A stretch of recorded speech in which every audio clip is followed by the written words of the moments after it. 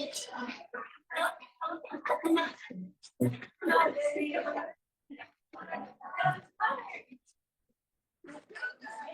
right. Good evening, everyone, and welcome to the iconic Hearst Tower. I was a little worried about who was going to come out on a rainy Monday, but it is Women in Climate after all. So thanks for coming. For those of you who I have not met yet, my name is Katie Bailey, and I'm a senior. Oh, I got slides.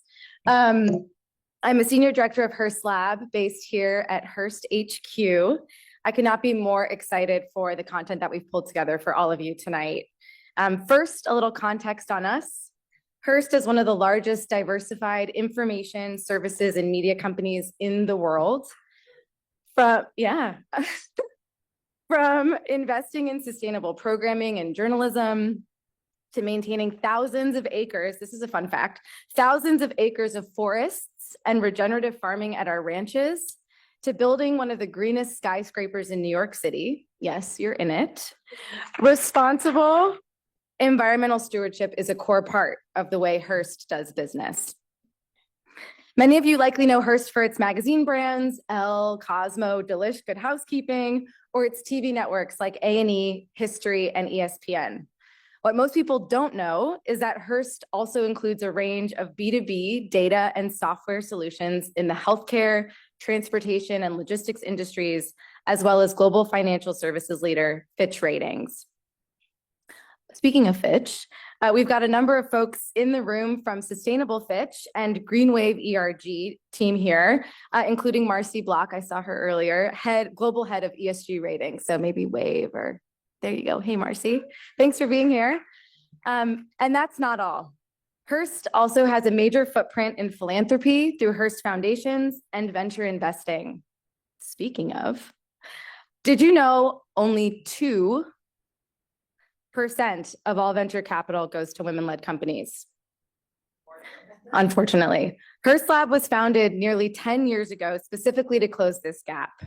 We have invested nearly $100 million exclusively in early stage women-led tech startups worldwide to date, and we are just getting started.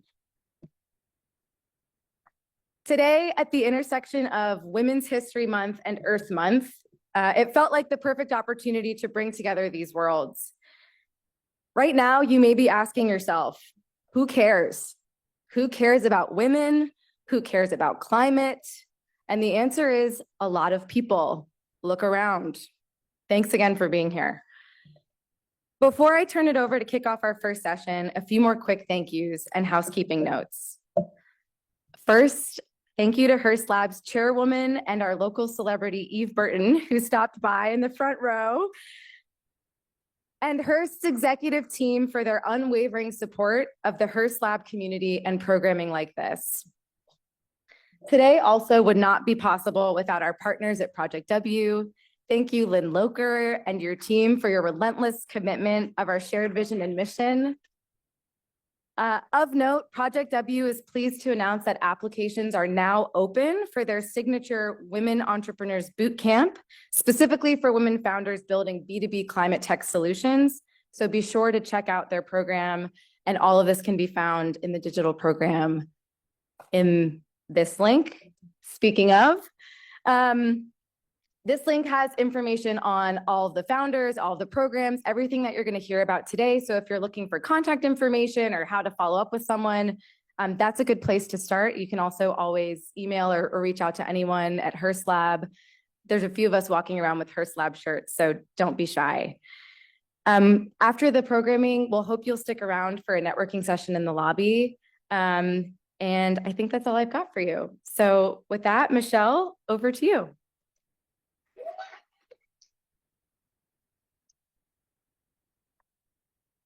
Thank you, Katie, and hello, everyone. I'm Michelle Tulak, and I'm part of the Ellen MacArthur Foundation, where our mission is to accelerate the transition to a circular economy. And that's a system where we eliminate waste and pollution.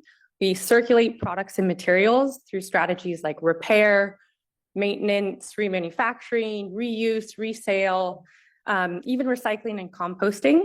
And we also regenerate nature. And by doing these things, when we eliminate waste and pollution, we can actually reduce emissions throughout the value chain. When we circulate products and materials, we retain embedded value and energy. And when we regenerate nature, we can sequester carbon and store it in the soil and natural ecosystems.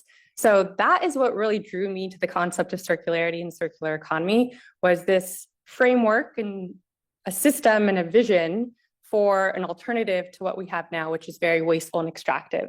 And so the circular economy presents a way to tackle climate change, to address things like biodiversity loss, deliver co-benefits for people, for the environment, but it also presents a really powerful opportunity for business. So there are so many innovative business models, services, products, materials, and you'll be hearing from folks today who are working in the solution space. So I am very excited to introduce our first speaker. And I'll say a little bit more about the broader session. We're going to have very tactical examples of how to identify and integrate sustainability into core business practices. So some inspiration, but some really practical examples too. So I'm very excited now to introduce our first speaker, Faith Taylor. And Faith, I'll let you say a little bit more about who you are and what you do.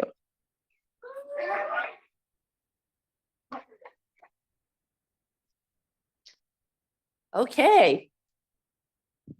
Should I use this? All right. Thank you so much for having me here. I want to say, who cares? I care. My company cares. We care on a global basis. I'm Faith Taylor, Senior Vice President of Sustainability for Kyndryl. And I've been in this space for over 20 years, where I created my job when it did not exist in the hospitality industry. And I remember when I started, people thought I was out to pasture. And I was at Wyndham Worldwide, and I had the chance to talk with my CEO when we broke off from a big conglomerate. And I said, let's start a sustainability group for the company, because it's going to be strategic and important. I had seen Al Gore's Inconvenient Truth, and I told him to go see the movie, and he did. And so I created my job, which was a fantastic opportunity to build it from the ground up. And from there, we became the world leaders in hospitality. But what was really, really important is that over the years, I learned about how do you build a program from the ground up, right? And what was really interesting is that now I'm at Kyndryl, which is a hospitality company. No, it is a technology company. And how did I get there? Well, I had a stint at Tesla, which is very interesting today. And everybody's, I'm just going to leave it at that. But I had the opportunity to help them build their ESG practice. And then I was actually recruited by Kyndryl to come and help them build their program from the ground up. Now, what does that mean? Kyndryl broke off from IBM, right? We're in 60 countries, 16 billion in sales, and 80,000 people. And we had to start from scratch. And since then, I've been there 3.5 years, and we've committed to net zero by 2040, 2030, 50% down, using 100% renewable energy. And we built it into the foundation of the company. Who cares? My company cares. And as I see the challenges we have today, right, where people say, well, is climate change for real? Do women matter? I am so happy to see the women in this room. You guys are our future, and women are on the front line of climate change.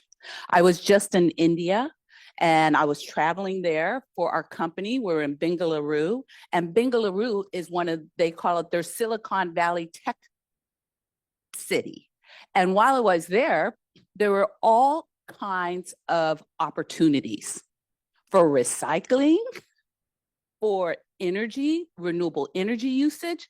And what's great about that part of the world is that there is a CSR tax that India says 2% of your net profits have to go back to investing in the country with social programs that are aligned with sustainability. Who cares? Countries care. And despite we may be trying to roll back things, when I look at this from a global perspective, I see not only that, I see the indigenous regulations in Australia. I see California maintaining their sustainability commitments.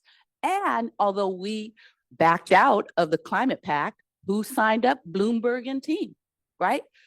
People care. Cities care. We care. And it's absolutely critical to understand that foundation. So how does that happen? I was asked to talk about employee engagement, right? How do you drive employee engagement? Well, number one, you build it into the foundation of the company and you walk the talk. You demonstrate that your company is making these commitments, but you have to educate and train your employees, and you have to have a bottom up and a top down solution. And so we have what we call 10% of our senior leadership team has to meet certain environmental, social governance commitments. And one of them was related to mission net zero, that every employee would get trained about that. Now, why is that important? Because every employee is part of our footprint. When you travel, when you commute, when you purchase products and goods, that's part of our footprint. And if people don't understand that, then they won't understand what they can do to be involved. And that has been critical in building our program. And we are down 8% since we started 2 years ago. So we can tell our associates, we are committed, this is what we're doing, and this is your role. Now, it's not only through education, but also how do we actually drive innovation? And I want to tell you, we have a green guild. A green guild where people volunteer, almost 500 people on their own volunteer to develop solutions, technical solutions, leveraging technology. We have over 240 data centers. We offer software solutions, AI data analytics, cybersecurity, software applications, on and on. And we have certain business verticals, but the people in those areas care, and they on their own commit to participating in the Green Guild and bringing forward solutions. What has that done? Well, currently from that, we have solutions of how to track and measure your footprint in your IT infrastructure from that group. They brought it forward.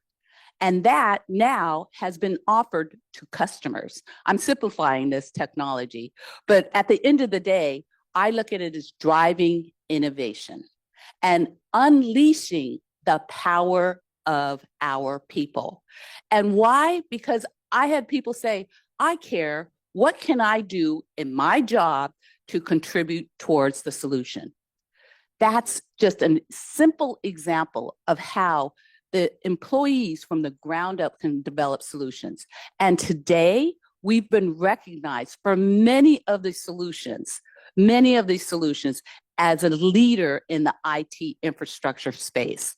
What's shocking to me was that, I'm just about done here, was that we're competing against Accenture, IBM, all of the big boys, but we're the little engine that can, leveraging our own employees. And I really want you to know that as you're on this journey, don't forget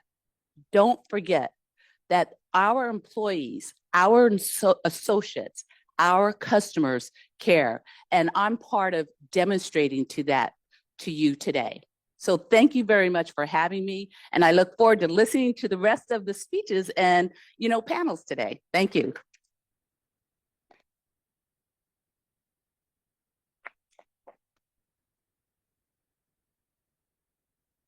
Thank you, Faith, for your commitment, for caring, and for your leadership. Next up, we'll be meeting 4 founders building enterprise solutions for everything from employee engagement to supply chain transparency and inventory management. So I'll introduce everyone quickly here as a group, but please do share a little bit more about yourself and what you're doing. So first up, we'll be featuring Lizzie from Scope Zero. Then we'll hear from Stephanie at Aloqia. Then Raham from AptDeco. And finally, from Kaya Lin from Planet Forward. Come on up.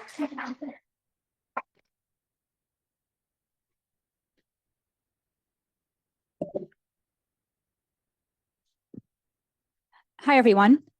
Perfect transition from Faith's talk into the importance of engaging employees in corporate sustainability. And I'm going to talk about how we do that with our carbon savings account at Scope Zero. So first, I want to touch on 2 key areas of impact that individuals or employees make on a daily basis, and these are your homes and your cars. So within the United States, these 2 areas account for about 1/3 of all carbon emissions from energy use. But to break this down on a more individual level, the average technology in the average US home is so outdated and inefficient that just with simple efficiency upgrades, you could cut your utility bills in half. To give an example on the water side of things, the average person in the US uses about 50 gallons of water every day, just inside, just at home. If you implemented water efficiency upgrades at home, the average US home could save about 23,000 gallons of water a year. To give an example on the electricity side of things, the average US home could save about $300 a year just by unplugging devices when you're not using them, or by instead plugging them into a smart power strip that blocks those standby or vampire currents. So obviously, these metrics are impacted by how and where you work.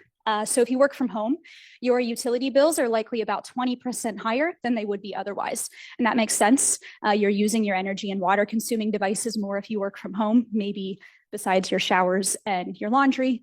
And then if you commute to work, the average person in the US spends about 210 hours per year in their car just commuting to work, adds up to about $1,500 a year in fuel costs. That cost metric does not include parking, tolls, insurance, et cetera.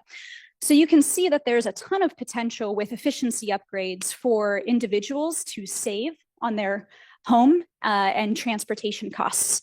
These upgrades can also provide significant impact to a company's corporate carbon footprint. So I pulled 2 random examples from publicly available ESG reports from Zillow and EY. So the blue chunk of the pie here are metrics from their latest ESG reports in terms of their overall carbon footprint. The green chunk of the pie comes from a back of the envelope Scope Zero calculator that estimates their work from home and commute emissions based on the amount of employees they have. So of course it depends on the size and industry of the company, but the reason for showing this is to show that work from home and commute emissions are not negligible. And especially when you think about everything else that falls within a company's footprint, from the supply chain to its office buildings. So the company, given these financial and environmental implications, companies have the opportunity, and you could argue the responsibility, to help employees lower their costs of commute and work from home. So this is why we created the Carbon Savings Account, or CSA. It's an employee benefit and a corporate sustainability strategy. It follows a simple and familiar employee benefit framework where the employee and the employer both contribute funds to the account. Then the employee uses that money for eligible home technology and personal transportation upgrades that reduce their utility bills, fuel expenses, and carbon footprint, ultimately saving the average US home over $5,000 per year, all while reducing work from home and commute emissions, otherwise known as Scope 3 Category 7. You can see on our employee dashboard, it's not just the financial incentive. We help with all the logistics associated with the upgrades. We provide customized upgrade recommendations. We have a marketplace. We surface utility and government incentives. And then we also measure all of the savings from CSA upgrades and then feed that into the employer dashboard and delineate the work from home and commute emissions. So, there are several reasons that it's important to engage employees in sustainability with the CSA. The first is that the CSA makes commute and work from home emissions measurable and approachable. This category used to just be a fixed level of emissions. Okay, employees commute to work. Those are emissions that that are going to be there regardless, but now we can do something about them in a way that significantly reduces the overall company footprint, all while providing strong financial savings for employees, which attracts and retains talent, reducing employee turnover costs. And then to what Faith mentioned before, the carbon savings account creates these ripple effects for organizational savings because employees are now more interested in how they can save resources, not just at home, but also at work. So ultimately, the CSA is one of the most impactful benefits that a company can offer to their employees. If every employee in the United States that's offered a 401k were also offered a CSA, we could save over $300 billion a year in utility bills and fuel expenses, which is the environmental equivalent of removing 125 million cars from the road. To put it in a cost perspective to the company, CSA budgets clock in usually well under 5% of the total 401k budget. We can onboard any size company at any time throughout the year, and we support a global workforce. We typically work with ESG and HR leaders or employee resource groups that are focused on the environment, but we can also work with any employee that is advocating for the CSA at their company. So with that, I thank you for your time. I'll be around afterwards with a few team members. Please feel free to say hello.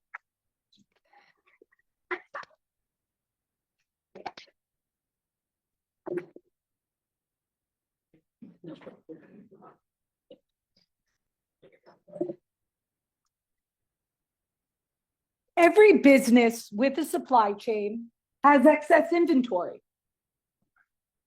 We all have it. It's just a fact of doing business. Now, I'm not saying it to shame everyone, but we are all part of the problem. The $1.77 trillion a year worth of excess inventory traditionally sits in warehouses collecting dust or being burned or sent to landfill. That's what got us inspired. And I know about this problem because my family has been in the business for over 100 years. Here's a picture of me with my great-grandfather, Pappy. In 1896, he came over on a ship from Austria. He landed at Ellis Island, and he settled into the Lower East Side of New York. He was an immigrant chasing the American dream, and he had to make a living for his family. He came with nothing. So what did he do? He would find materials and supplies nearby, old fabrics and furs, and things the immigrants weren't using anymore, and he would repurpose them into the most beautiful fashion garments. He sold to local customers, and it was an incredibly successful business. Now, we didn't talk about it as circularity or sustainability, but at the end of the day, that's very much what it was. And our vision with Aloqia, formerly known as Queen of Raw, is how can we use technology to get back to the way my great-grandfather did business, which makes sense for people, for planet, but also for profit. So we built this solution, a SaaS software platform for companies to manage all this excess inventory all in one place. Now, these 4 R's you see, reuse, resale, recycle, resource, probably heard them before. You may even be doing some of them to a degree manually in some parts of the world. But what if we told you that we could not only help you manage all that excess inventory, getting off those Excel spreadsheets, we know very familiar, and actually make it actionable, giving you access to the world of reusers, resellers, recyclers, and donation partners with a click. These are just some of our customers and partners that we work with across industries and around the world, from Nike to Anheuser-Busch and beyond. So to give you an example of how we're already doing it, here's Ralph Lauren. For them, we took action on tens of metric tons of excess inventory across 7 locations within weeks. And this included textiles, clothing, paper, plastic, packaging, metal. And they were able to divert 92% from landfill and incineration. The CEO was very proud of these results, and he put it as point number 2 in his cover letter to his financial and legal reports. So the C-suite too, they care. For Ralph and others, we track a lot of interesting data. The more excess materials that you save, the less new materials you consume. So this cuts down on the carbon, water, chemicals, and waste. That's an algorithm that we built with MIT, fully audited by Deloitte for the results. And so talking about this impact, that matters too. Take, for example, Shein. they are one of our customers. And just by talking about the impactful work that they're doing with us, they were able to reach 148 million new prospective customers. And now their end consumers can scan the QR code on things that are sustainably made and see our impact data and the results at their fingertips. But we don't just want to manage this excess inventory. We want to actually model it, read the data intelligently, predict it, and minimize that excess going forward so we can solve the problem. You know, by some accounts, fashion, textiles, excess inventory is the #2 polluter in the world of clean water globally. We actually have the power to solve the world's water crisis if we rethink how we do things. We've already saved over 1 billion gallons of water, and we're just getting started. Life is short. Life is precious. We need to make every moment matter and go build things that are going to make a difference and change the world. And I'm not stopping till I do. So as you saw in that little clip, that's my why. I'm doing this for my children. I want them to have clean water to drink, clothes that aren't toxic to wear, and a planet to live in. I'm not stopping till I do. My great-grandfather came to America wanting that better world for his family, and so do I. My name is Stephanie Benedetto. I'm the CEO of Aloqia, and always your queen of raw. Thank you.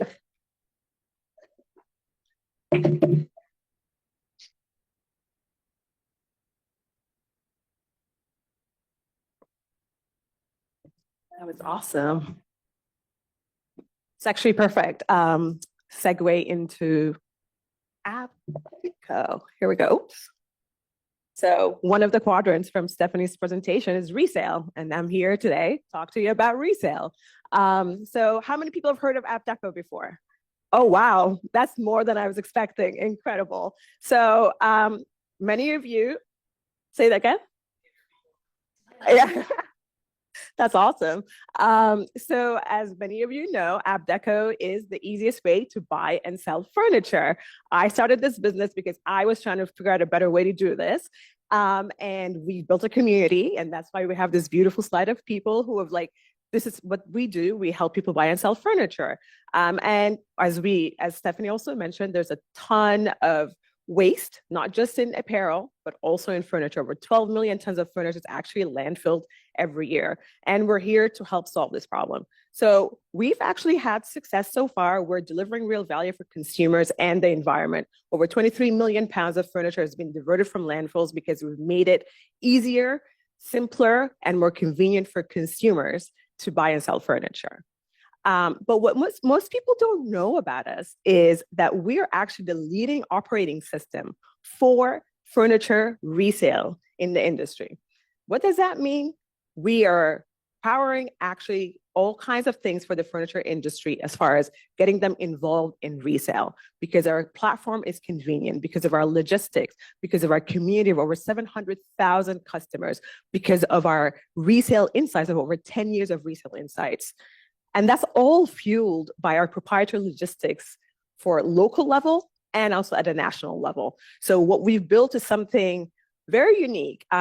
Bulky unpackaged goods, not a sexy topic, but things that don't fit in a pallet or don't actually sit in a pallet, or they're unpackaged because they've already been, they're out of a box. It turns out it's very, very hard to move them. And, you know, it's not like when you put something in a UPS bag or UPS box, it's really hard to move these products. And so what we've done, we've developed technology and also service around moving these very complex, very heavy products, not just from one city, from one block to another, but also across state lines, across the country. That's what we've built, technology and service all in one. And things are getting picked up from your home, from a retail store, actually, and also from a distribution center. Sold on AptDeco, picked up and delivered by us, our delivery teams. You might have seen our orange trucks around New York City, or also through one of our trusted partners. So what this means is we're actually powering resale for a lot of the leading brands. So you might have heard of brands like West Elm, Pottery Barn, Lazy Boy, Article, and so many more. We work with brands in a variety of different ways to introduce them and also get them involved in resale. We help them they use us as a secondary resale channel. So they sell their excess inventory returns, floor models through on AptDeco's platform. We power outlets for a lot of these brands. We are also white labeling our software. So now brands want to get seriously involved in resale, where they want to create their own resale experience. We do that for them. We're also helping them with returns. For furniture, 15% of products are actually returned. It's a big problem from a financial bottom line, but also from a carbon emission perspective. We help them with that. And lastly, we're also powering resale logistics. Brands who want to do resale, again, bulky, unpackaged goods, not a sexy topic, but very hard to do. We've figured it out for furniture. We're doing it beyond furniture. We started with furniture, but we're actually doing anything that's big and bulky that can't fit in a box. And so we're helping brands align with trend forward, sustainability focused consumers. Consumers are choosing secondhand, and consumers are actually expecting brands to be serious about resale. Over 44% of Gen Zs and millennials have actually bought a secondhand product in the last year. I'm just going to pick a couple of stats from this slide. 78% of millennials are actually expecting brands to be serious about sustainability. So this is what consumers are expecting, and a product like AptDeco is a way to get serious about resale. So resale is good for business, and it's actually good for the environment too. So this is not just about, hey, like, let's figure out how to save the environment, and this is not actually good for your bottom line. It reduces landfill accrual by 82%. So by actually reusing a product, there's approximately 82% of these products can be diverted from landfills. And it engages new and churn customers and boosts LTV, which is, what does that mean? Cost less to acquire a customer. It's actually profitable for these brands. It makes money. It's a revenue generating business opportunity. Or it's 2x, actually a couple of stats here that I wanted to share. So, but when consumers are selling products that our brands have on their brands' resale sites, they're actually on average buying 2x more. This is really big deal, right? So for brands, this is what we share. And so if you guys are if you're working with brands, it doesn't have to be furniture or bulky good. I really encourage you to be talking to your businesses and thinking about resale and reuse as a serious business opportunity that helps your bottom line. And that's AptDeco. Thank you.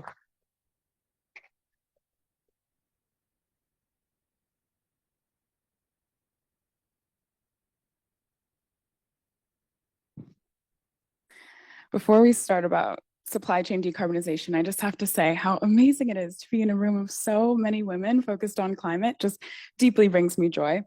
My name is Kyalyn Aiken-Zerby. I lead growth for Planet Forward and have been here since the beginning of building our business. Planet Forward set out to solve the climate-related needs of businesses with complex supply chains. Ultimately, about 60% of global emissions can be tied back to a supply chain, meaning that we cannot achieve global climate goals without decarbonizing Scope 3. For companies to actually achieve net zero, there's a few overarching challenges. So for a business, on average, those with complex supply chains, their total emissions, up to 90%, are coming from their Scope 3, which are extremely hard to measure and to reduce. And at the end of the day, these are still businesses who are responsible for growing. And it is really hard to both grow your business and reduce your emissions. And so in order for them to achieve net zero, they have to decouple the growth of their business in terms of dollars and revenue coming in and the emissions of their company. In order to do that, they want to reduce the emissions intensity of the products and services they create and sell more of those lower emissions services and products. The challenges, or these challenges, are also increasing in terms of the risk to businesses if they do not solve them. So what we're seeing now is that there's increased regulatory pressure. The EU CSRD and the California Climate Disclosure Act are now requiring companies to disclose their emissions, making Scope 3 an actual liability for businesses. Climate change is driving increased supply chain disruptions, which are causing real costs to businesses, and consumers or retailers are increasingly requiring and demanding lower footprint products and transparent supply chains. But traditionally, it's been really hard to understand what the impact is of your supply chain. Companies might rely on hundreds to tens of thousands of suppliers. If they even know who those suppliers are, would be a good step. But additionally, we want to know what the impact of those suppliers are. Many companies are relying on outdated or generic data to estimate the emissions of their supply chain. And so even if they have an estimate, it's extremely hard to know what to do and where to start. So Planet Forward has solved these issues.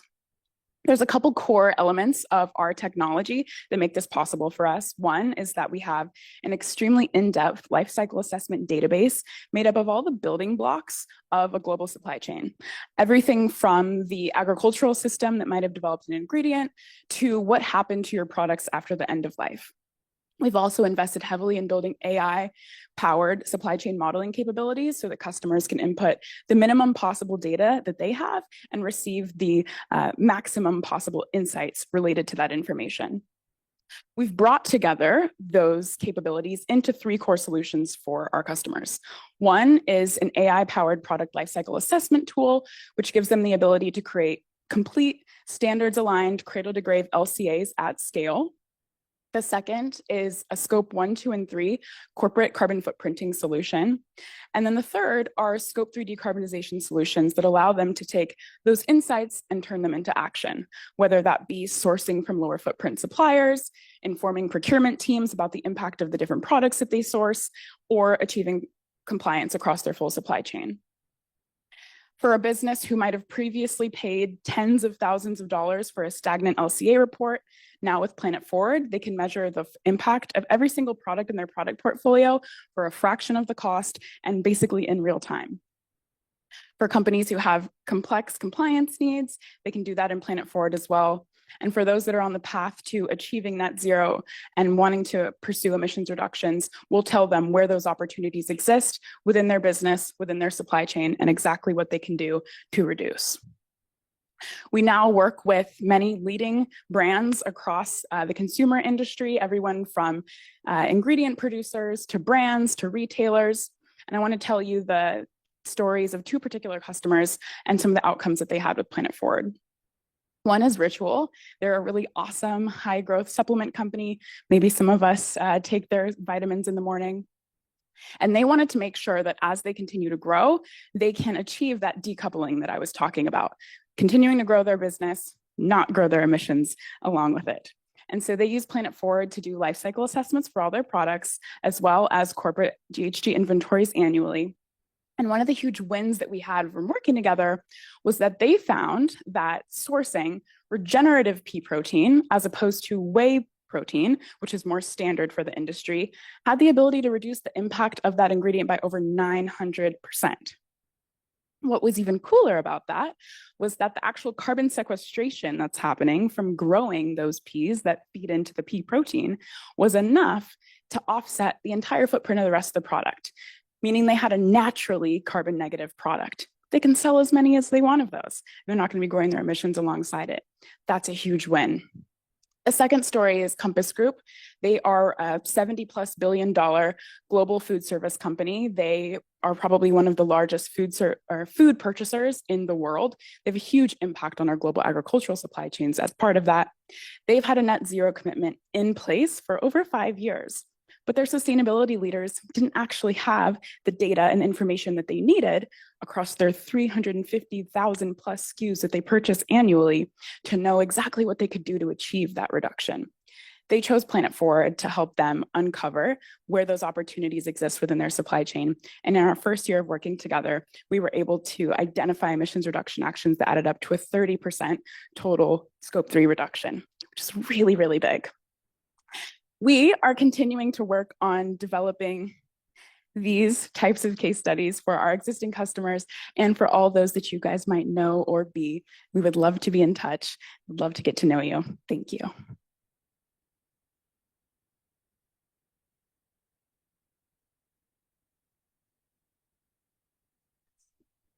Thank you, presenters. That was amazing.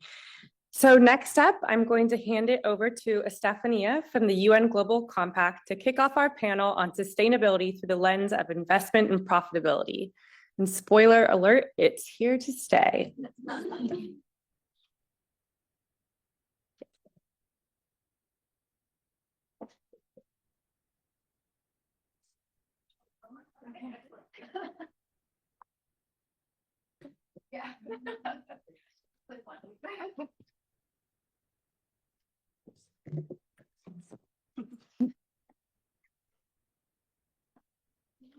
Thank you so much, Michelle, and thank you to the organizers of this fantastic event.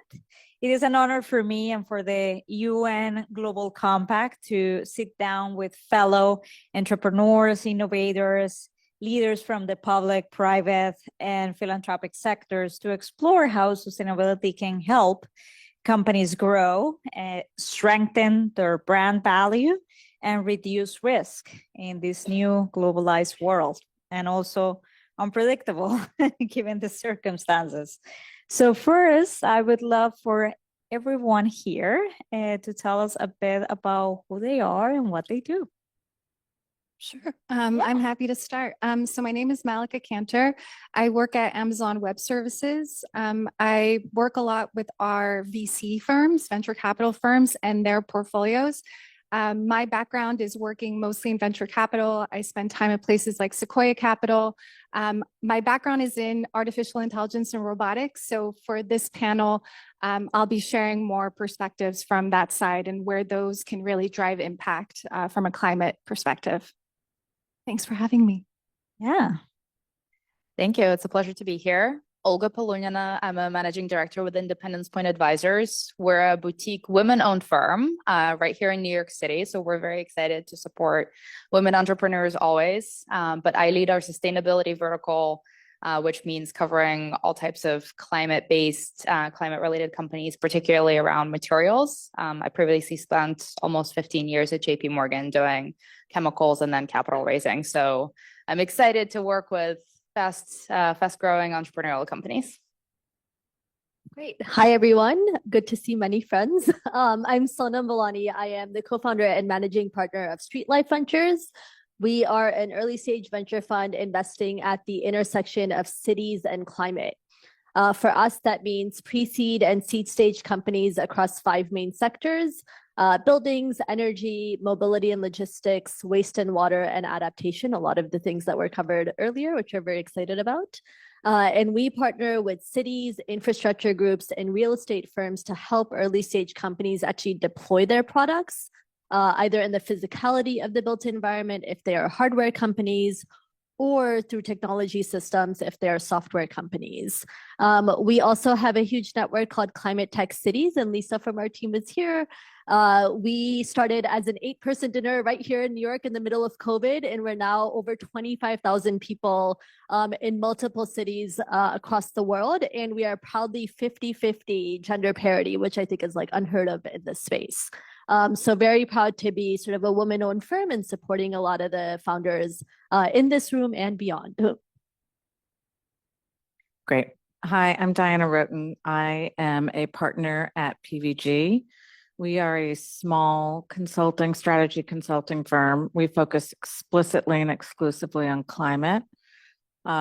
We work in four sectors within climate: power generation, built environment, transportation, and financial markets. We work with the ecosystem of stakeholders, so ventures and investors, family offices and foundations, incumbents and corporates, and nonprofit and community organizations as well. That should be enough. Yeah, thank you, everyone, and cannot wait to discuss more and learn more about your work. The first question here goes to Sonam. How do you assess the trade-off between financial returns and measurable environmental impact when making these important financial decisions? And what are the barriers preventing more investments in climate tech? And how can investors, policymakers, enablers, founders work together to accelerate this funding at scale? Yeah, I think our panel is profit and purpose, right? And the two very much so go hand in hand. I often say that, you know, if these companies are not wildly profitable, they're not going to have any climate impact, right? And I think that's something that we all need to internalize as an industry, because ultimately people make decisions, whether it's us as consumers or large corporates, based on the bottom line, right? If something costs $5 at the supermarket, you're probably not going to pay $15 or $20 because it's sustainable. I think that is a pipe dream for all of us, right? But that's not the reality of how the world works. So whenever we're often talking to founders and sort of builders in this space, we often ask about, you know, how can you actually drive the unit economics of your business and your operations to be able to achieve as close to price parity as possible with the solution that currently exists, right? That might be focused on saving, it might be focused on saving time. It might be focused on saving cost, energy. A lot of the pitches that we just saw earlier touch on any one of those topics, right? We also look at what we call feasibility, right? So is your product something that is driven by regulatory changes? Is your product driven by something that has a technology moat that you are creating around this ecosystem? The second piece is around desirability, right? Are there other human beings who want to pay for whatever it is that you're building, right? And why? And how can you actually meet those pain points? And then the third piece is around viability. So this is all around the unit economics of your business, right? And how do you actually operate in the complexity, in our case, of urban spaces? And again, right, drive down those costs. I think there's a huge role for all of us to play as different stakeholders in this ecosystem to meet those three criteria. On the regulatory side, as I mentioned, we often work with cities, rubber hits the road at the local level, right? And a lot of the policy changes that cities actually implement are required, and the public and private sector work together to actually meet those mandates. In a city like New York, as an example, a few years ago, we passed our Green New Deal. It's about $16 billion of investments, 30 different initiatives, one of which was Local Law 97. And that's to drive down emissions in our building sector. In a city like New York, we have a lot of buildings and they're all very old, right? It's about 73% of our emissions profile. We passed this law in 2019. It went into effect last year, right? A 5-year grace period. And over the course of those past couple of years, so many founders and entrepreneurs have created products to actually address building emissions, right? That is an example of cities actually playing a role in that local economic development in terms of new company creation, but also solving pain points that exist within their city. So I think it's sort of this all hands on deck situation, right? And all of us have a role to play in each of those aspects. Yeah, and definitely important to highlight that intersection between responsible policies, innovation, and innovations that speak to customers. For Diana, many climate innovators struggle to scale beyond pilot programs, of course. So what strategies have proven successful from going to niche adoption to widespread industry adoption? It's the $64 million question. I'm going to cheat and use some notes that I wrote while we were listening to the pitches earlier, because they actually were inspired better comments than I had come with. So, so I will just say it's important to recognize, and Lizzie, we met 2 years ago, I realized while you were pitching. So I'm excited to see you again. This is a tough market right now, right? We have major political shifts. We have a whole range of new funding constraints. In 2021, and all of you know this, it was much easier to find affordable capital for your idea. A lot of willingness to invest in experimentation phase. So we're facing a different market. I think the other challenges that have come up recently that we're seeing is, the customers, as you start to expand and go into like higher rates of adoption after your first adopters, there's still a lot of biases and assumptions to overcome. Behavior change, consumer behavior change is very hard. And additionally, we're seeing that additionality metrics of like really demonstrating that your product is doing what you have imagined it would do. We have had some setbacks, particularly in the financial markets. So these are things that have really turned the market, I think, in the last 6 months, I would say. So what do you do in this market, both to survive and then to scale? And I was really inspired by the talks that we heard earlier. So these are not, it's not rocket science, but I think I'm hopefully, when I worked at IDEO with Michelle, we learned how to synthesize. So let's see if I can do it.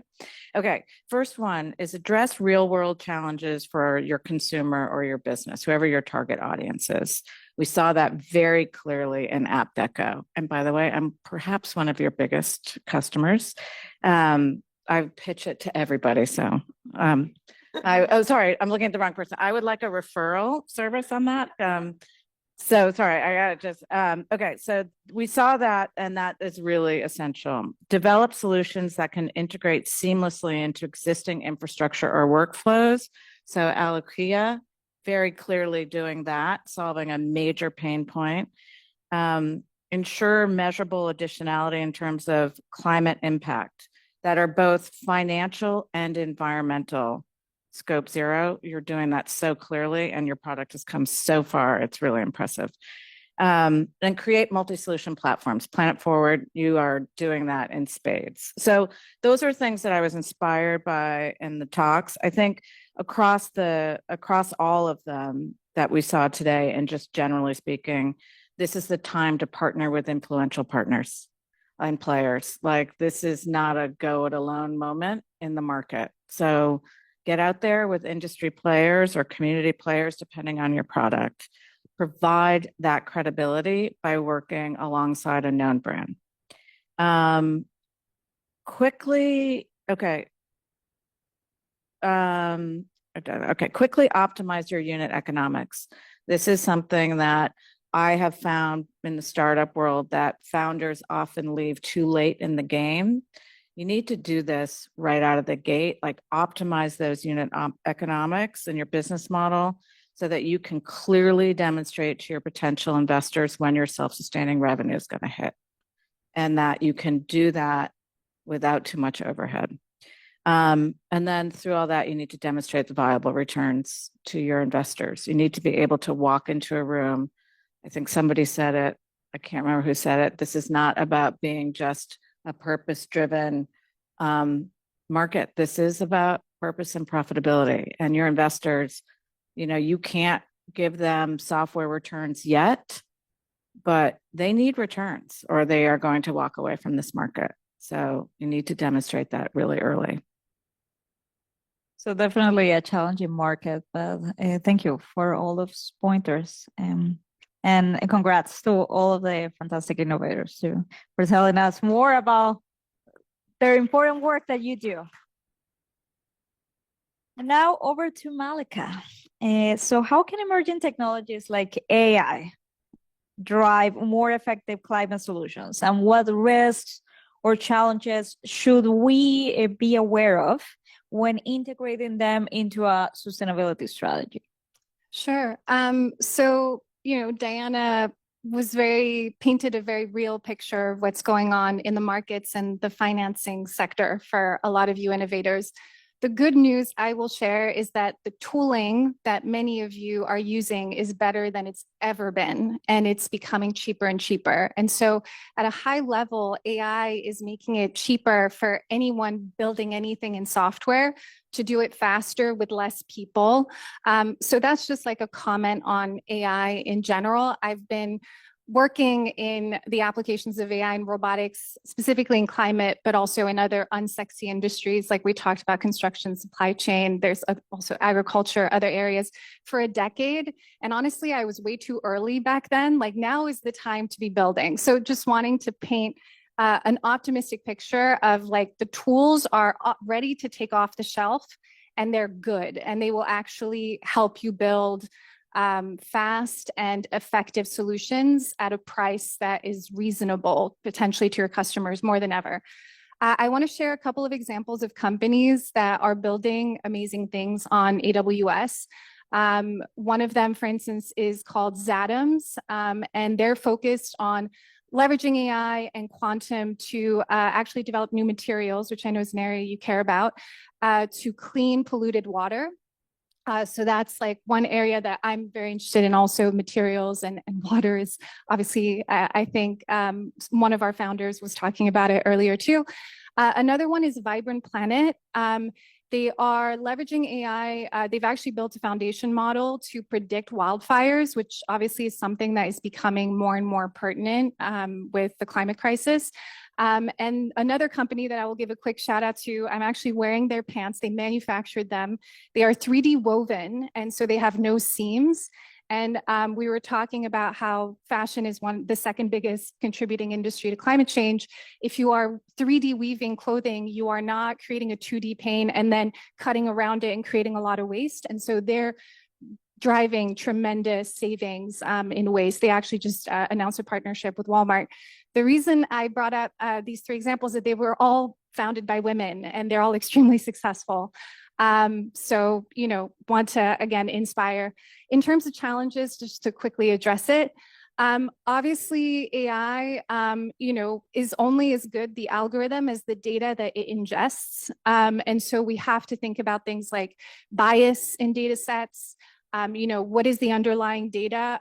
There's been some really interesting things, for instance, that we're doing at AWS and a lot of other companies around small language models, where instead of training an algorithm on a massive data set, you're actually using something that is hyper-specific to a use case so that it's going to have much higher accuracy. So definitely something to consider when you are training AI models.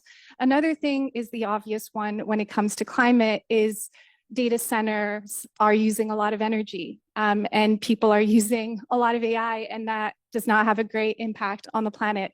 So a lot of what we've been thinking about AWS and I think in the tech sector more broadly is how can we actually make algorithms more efficient and to actually potentially be able to leverage them on CPUs instead of GPUs. So I don't know how nerdy this audience is, but a lot of AI is actually run on GPUs, which are very expensive to run, but you could actually run a lot of these algorithms in a more, like on your phone, for instance, in a more computationally efficient way. And these are some things I nerd about of just how we're trying to move a lot of these AI algorithms to have less of a climate impact from an energy perspective. Opportunities, but also challenges for these fantastic technologies. Olga, with climate startups, especially the ones that are a little bit farther along in their journey, right? Facing long development cycles. What does a successful exit in this scenario look like? Are we seeing more M&A activity, IPO potential, or even new financial models? So I get to be the optimistic one in this panel, right? I try to. Look, I think it's really easy, right, to point to all the stats. Financing obviously is way down, 50, 60, 70% down, depending on your sector since 2020, 2021. People are taking longer to raise their next round. M&A sadly is not up. It is also down relative to last year, and never mind the heights of 2021. And we wish that the IPO market was reopened. But again, unfortunately, the first quarter of 2025 has been slow. So the world is tough out there in terms of how to raise money, how to exit. What do you think? But I think this is a great time to actually reframe that discussion and reframe the debate. What does a successful exit look like? And by the way, is it even an exit? If you're an entrepreneur and you're building an incredible company that addresses the needs of your customers, that it addresses the needs of your constituents, maybe you don't get to be on the front cover of the Wall Street Journal with $1 billion unicorn exit, but there are many other ways to be extraordinarily successful. Owning 100% of a company that's worth $10 million is a lot better than owning 0.3% of a company that's worth $1 billion.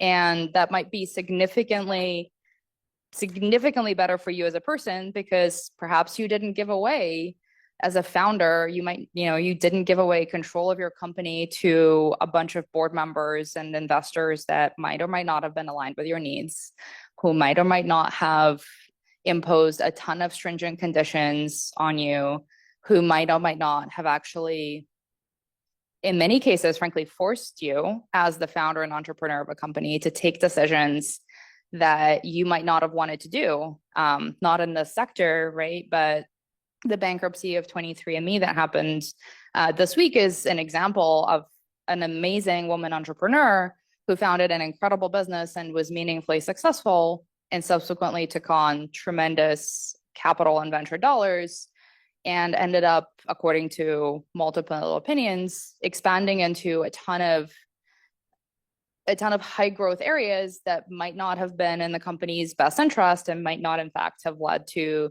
the greatest success that the company could have had. So is there another history in which they and others like them focused on the core product that really means a lot to their customers, that customers are willing to pay for, as we've talked about, that customers are willing to continue to pay for, that organizations are interested in, that regulators are interested in? And is that better for the world, better for the environment, better for you, the entrepreneur, sustainable business that's worth, I don't know, 50 or 100 million and not 15 billion? And is that better? And so I would focus on reframing a little bit in that direction, because money is no longer free. The zero interest rate environment is no longer here and may never be back. And, that's okay, because I think we as women, frankly, in this room are incredible at thinking about things differently and building businesses differently and maybe more sustainably. And look, on the M&A front, maybe the $1 billion exit is no longer there. The 50 or 100 million exit is 100% there. Corporations care. Leaders in their fields in the corporate space are 100% there, interested in spending dollars and buying tuck-in businesses that are small, that are manageable for them to digest in their balance sheet, that address a specific problem that their own R&D organization hasn't built. And maybe that's your exit. So that's my positive light. Wow. Very positive. And also that equity can determine your sustainability pathway, as you were mentioning. For anyone or all, how are these emerging policies that we see all the time, every time, influencing your investment strategies in climate tech?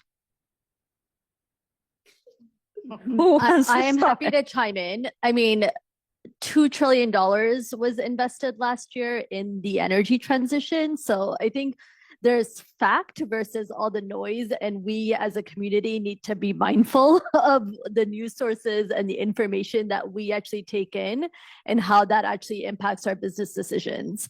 I think another stat that I think that really resonates with me is 90% of all energy that was added to the grid last year was renewable, right? And, talking about the AI conversation that Malika was referencing, we as a country and as a world have significant energy needs, right? About 3x demand globally versus in 2050 versus what we have today. It takes a lot of time, resources, and capital to actually build out transmission lines and new infrastructure. It's pretty easy to put up solar panels on your home, right? And I think those are the types of things that we all need to keep on reminding ourselves in terms of what is actually the market thinking. Is it cheaper? Is it more cost effective? Is it faster? So yeah, that's continuing the positivity, right? We might be hearing a lot of noise, but the reality on the ground is actually quite different. And one thing that I was going to add, Olga was talking about maybe venture is not the only place to get money, at least not in the way that entrepreneurs have. One of the reasons I left venture and joined AWS is that I knew that I would have more impact at a tech company in putting resources into founders working in climate than in venture at this point. And so one thing I wanted to call out is we have this initiative at AWS called Compute for Climate, where we basically give $200,000, so non-dilutive, not equity, of money, where we will basically build a proof of concept with you on AWS that will help you accelerate your climate solution. And applications are open, I believe, until next week. So would definitely recommend people apply. But look out for those opportunities as well. There's so much money from foundations, from other places in the market. And I really agree with, don't worry too much about what Silicon Valley, the TV show, told you is a cool founder journey. We're trying to make an impact here. And so get the support wherever you can take it. I would add, as the venture investor on the stage, that seriously, one of the first things that we ask founders anytime I get a pitch deck is, do you have other sources of capital lined up, right? Because if you are creative about actually utilizing grants to build your business, that will help you get through the R&D phase. Then you can take on a little bit of venture to help you scale and commercialize. But the reality is that there's also debt capital out there. There's revenue-based financing, asset-backed debt. There's all sorts of tools out there to help you actually build your business in a much more financially sustainable manner as you grow for those exits, right? And if you've got to be able to leave room on your cap table for those sources to come on and not dilute yourselves, not dilute us as early stage investors, right? And think about sort of the broader toolkit a lot across the capital stack. Thank you, everyone. Well, we've reached the end of this panel. Thank you for all your contributions. And please, everyone here, check out the resources. Also, I'm gonna promote also the resources of the United Nations Global Compact. We have resources for companies at early stage that want to explore sustainability pathways, totally free, obviously non-dilutive. So please check those out. And thank you so much, everyone, for coming. Can we get one more round of applause for all the amazing founders and investors here?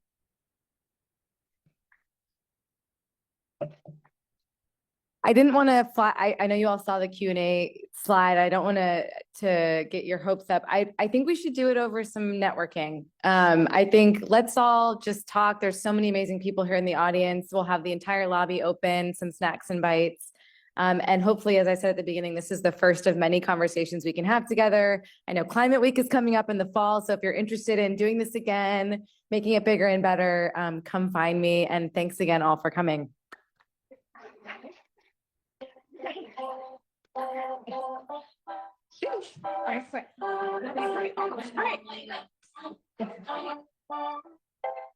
Girl, I'm about to have a panic attack. I did the work, it didn't work. That truth, it hurts. That damn, it hurts. That lovey-dovey shit was not a fan of.